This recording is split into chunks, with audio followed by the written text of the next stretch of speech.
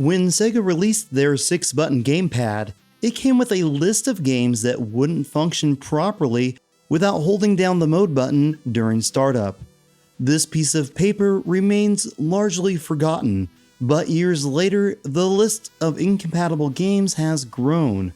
We are going to look at every game reported as having issues with the controller. This is Retro Impressions, and this is part 2 of our series covering Sega's mode button. So with that, let's look at some games that are commonly talked about as having issues with the 6-button controller, requiring the mode button to be pressed when turning on the system in order to play. Using original Model 1 Sega hardware, I tested every game I could find with reported issues. So let's go over every game I could find a problem with and the issues I had. First up is Forgotten Worlds. This game is fairly infamous as starting a game with a gamepad in 6-button mode gives the player an instant game over. I've read a lot of reports about players not being able to start the game even while using 3-button mode, and did experience this issue as well. However, this was only due to having a 6-button controller plugged into the second player port. This is solved if the mode buttons on both controllers are pressed while starting the game, or the second player controller is unplugged. Do this, and the game will start, allowing you to use the 6-button gamepad in 3-button mode. American Gladiators is unplayable. You can't leave the title screen as the D-pad doesn't work correctly, and you can't move the cursor right. Carl Ripken Jr. Baseball suffers from a cursor that jumps around like crazy on the password screen and all other option screens. I read a few reports that there was an issue keeping players from advancing from third base to home. So I tried this a few times and had no issues myself, although moving runners from base to base wasn't extremely responsive. Clue is another game that suffers from the jumpy cursor problem. I would go so far as to say it's unplayable outside of 3-button mode. Double Dragon 2: The Revenge, a game exclusive to Japan, was reported to suffer from input lag. I believe this to be accurate, but to be fair to the 6-button gamepad, the game controls terrible no matter the controller used. I can't say with 100% certainty, but there does seem to be a noticeable increase in how terrible the game controls without putting the controller into 3-button mode.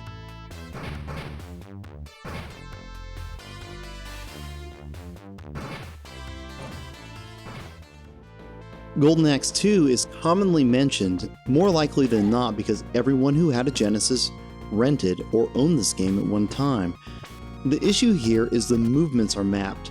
So X is left, Y is down, Z is up, and mode is right. The D-pad does nothing. I'm curious if anyone has actually beat this game using this setup. John Madden Football is another game that suffers from the jumpy cursor issue, making any selection on an option-based screen very difficult. King of Monsters can't be started. The controller plain just doesn't work. One note people have made about this game is you need to hold the mode button for some time longer than any other game. I have no idea what this means, as I hold the mode button, turn on the system, and let go when the title screen appears. Doing this, I never had an issue entering 3-button mode with this game or any other game I've played for this episode.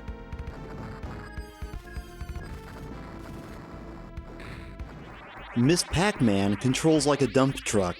Asking Miss PacMan to move down only works part of the time, making gameplay extremely frustrating, especially if you don't know what's going on. NBA Hang Time makes mention in the manual that 3-button mode is required when using the 6-button gamepad with the multiplayer adapter. In testing controller 1 and 2 were normal, however, controllers 3 and 4 were only partially functional, rendering the game unplayable, just as the manual states. I tested a handful of other games that can utilize the multiplayer adapter and experienced the same issue in these games as well. In Sunset Riders, you can't access the 2-player or versus mode while using a 6-button controller in the second player port. I tried a bunch of combinations of 6 and 3-button controllers and didn't have any issues outside of this. The Fairytale Adventure is another game suffering from the jumpy cursor issue. I only experienced the issue when dealing with in-game merchants, but it's nearly impossible to make the selection that you want. I want to give honorable mention to Mortal Kombat 2 for the 32X because it does something odd in my opinion. It defaults the controls to the 3-button layout, requiring the user to make the change in options to use the full 6 buttons. If you're familiar with these issues, I'm sure you've heard of other games having issues that I didn't cover. Here are the games that I tested that were reported to have issue, but tested fine. Most of this list consists of games that were listed as problematic by Sega in their instructions that came with the controller, or made appearances on multiple other lists containing problem games. Air Driver, Alien 3, Arch Rivals, Beast Wrestler, Castlevania Bloodlines, Decap Attack, Exile, Herzog-Zwei, Jordan vs. Bird, a game guilty of being a terrible game, but no issues when it comes to the 6-button controller. Pit Fighter, Troubleshooter, Todd's Adventure in Slime World. This game had a few reports of the jumpy cursor issue, but I couldn't replicate the problem. Sports Talk Baseball had a report linking the 6-button controller to a bug that would crash the game whenever 2 runners got doubled up on a single base. I doubled players up on different bases a few times and never experienced the crash. Stormlord had reports of people seeming to have issues with the 6-button controller when mapping jump to the C button. I tried it a few times with a couple different controllers and never had an issue. Thanks for watching. Feel free to leave a positive or negative comment letting me know your thoughts. Click subscribe and leave a like if you enjoyed the video. Until next time, I'm Genovi, and this has been Retro Impressions and Reviews.